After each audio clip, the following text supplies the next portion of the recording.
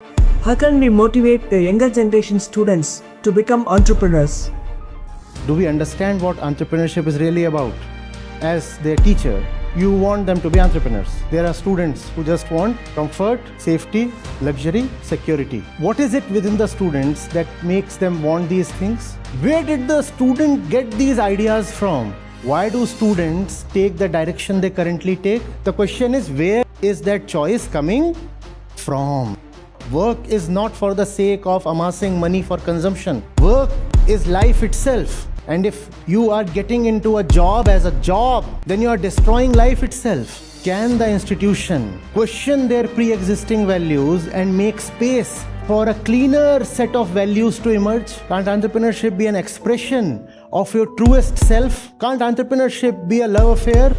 An honest way of living this life? Even if I succeed in motivating him or her, what kind of entrepreneur would he become? Then entrepreneurship has to be taught to the parents first. Namaste sir, I am Professor Vijay Kumar here, working here in Computer Science Department. How can we motivate the younger generation students to become entrepreneurs? No. We have to address them where they are firstly. Where do they stand? Why doesn't something called entrepreneurship come naturally to them, if at all entrepreneurship is something so wonderful? What is it within them that takes them in whichever direction they currently go? So, going by your question, I assume what you are saying is most of the students are content with and aim at just getting placed, getting safe, secured, and fat jobs from the campus, right? That's the point you're coming from. There are students who just want these things from life: comfort, safety, luxury, security. These are the things that students want. And as their teacher, you want them to be entrepreneurs. What is it within the students that makes them want these things? Why do students take the direction they currently take?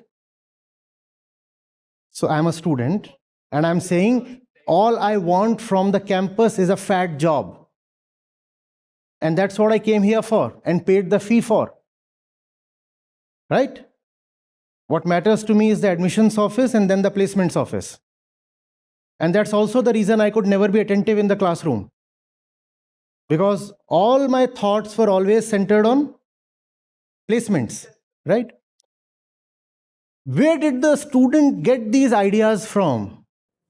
Sir, because the college and school marketing like that. If this college you go, you got this. So it is very bad thing. Isn't it right, sir? That can be a part of the situation, yes, definitely.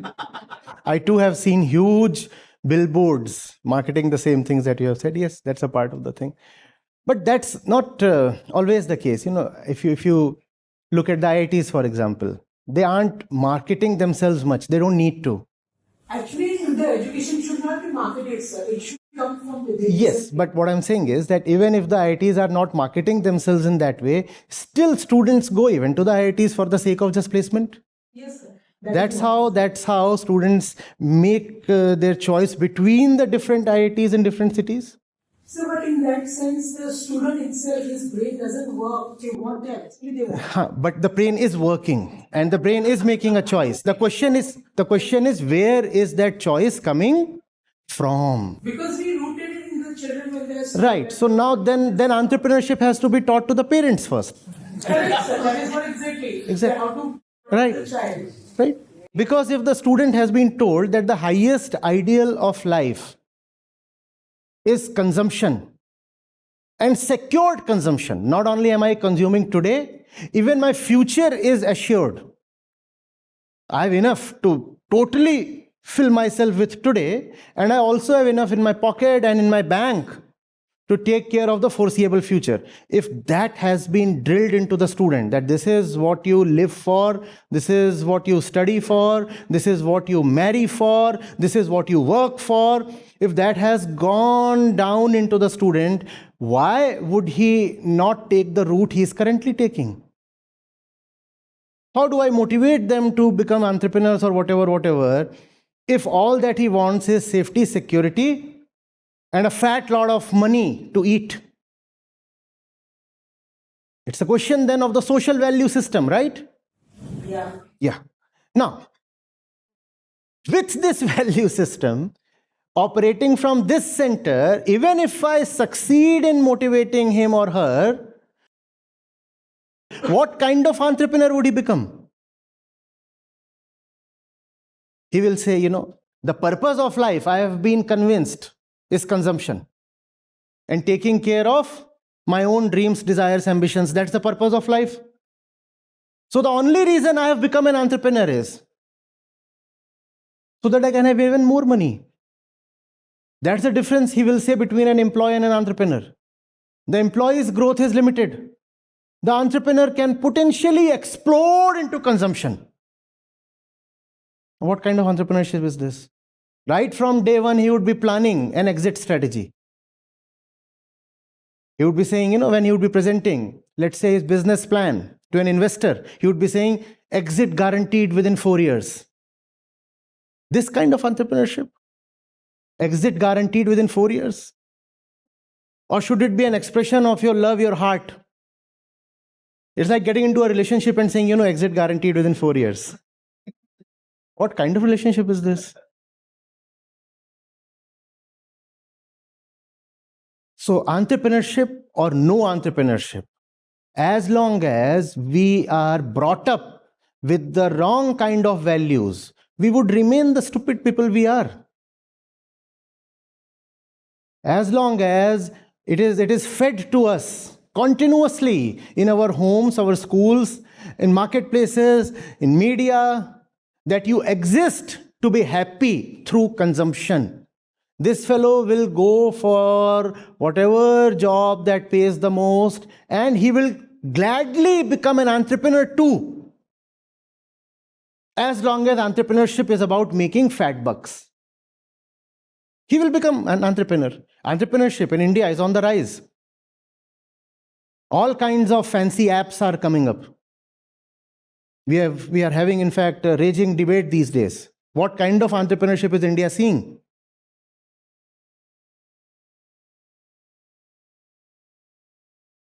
Somebody is saying, you want a haircut at home. So here is my new fancy app. The barber will visit you at your place.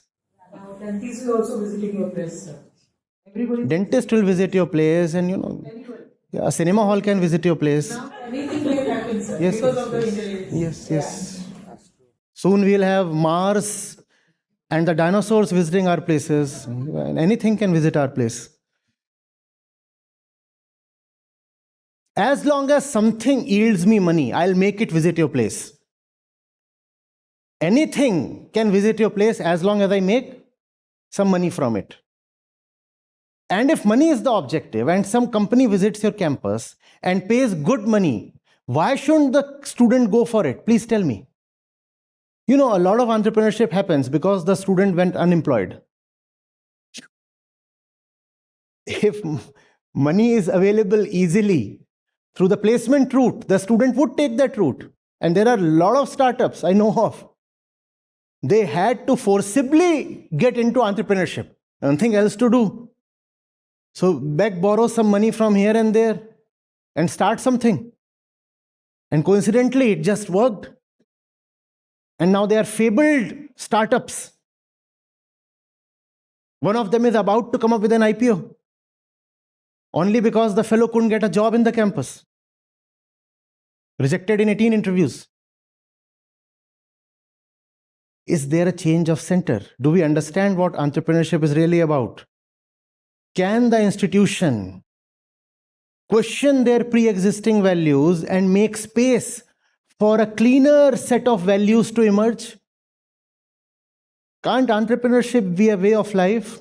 Can't entrepreneurship be an expression of your truest self? Can't entrepreneurship be a love affair? An honest way of living this life? And if it's about honestly living your life, if it's about having a love affair with your work, then probably you don't even necessarily need to be an entrepreneur. People often ask me, what you're doing is socio-spiritual entrepreneurship. How did you get into this? I said, first reason, nobody else was doing it. My first effort was to search for a place where such a thing is already happening. And had a place like that existed, I would have happily remained a worker there, a servant there. I would have never bothered to start up.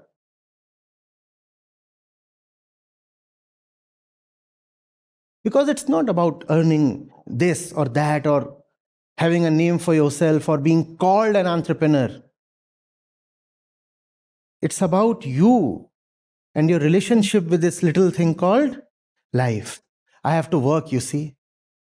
One works 10, 15, sometimes 18 hours a day. It's the biggest relationship you have. It's a relationship far more intimate than the relationship between you, your son, your daughter, your wife, your parents. Isn't it? You might say, I'm blindly in love with my wife. You don't spend 18 hours with her every day. You don't. But you spend 18 hours with your work every day. At least I do.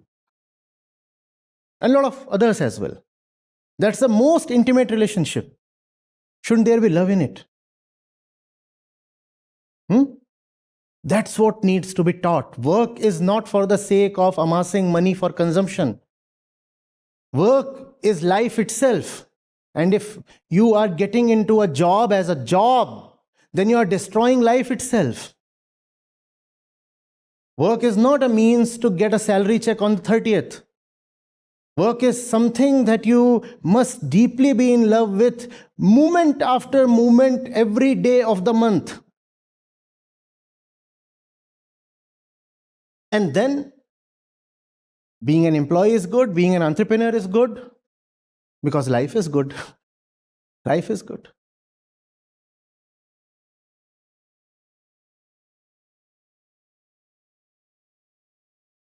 Are you getting it, sir? We cannot just push students into entrepreneurship. We cannot say, we now have some funding available on the campus. We now have an incubation cell on the campus. At several campuses, this question has been asked and the functionaries have discussed, and they have said now we are even arranging a mentorship program on the campus so that there can be more entrepreneurs. All that is all right. All that is wonderful. But where is the value system? Where is the right center to operate from? Where is the relationship between you and your work? Otherwise, somebody could come up with a fresh meat delivery app and keep widening the range of animals that the app can slaughter. Right now, it is at 56. Ducks, turtles, tortoises, even alligator meat. You can freshly get delivered to your doorsteps. Is that entrepreneurship? What kind of life is this? And the fellows are making really cool money. Exit is on the cards. They'll make their billions and settle somewhere.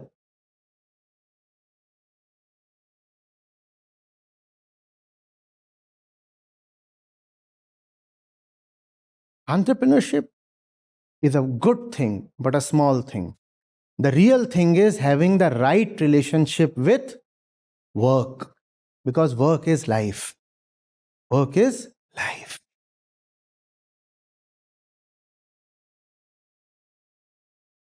If the right work happens As an employee, wonderful. As a partner, wonderful. And for the right work, if you have to start a concern, become an entrepreneur. But the objective must not be entrepreneurship per se. The objective must be right work.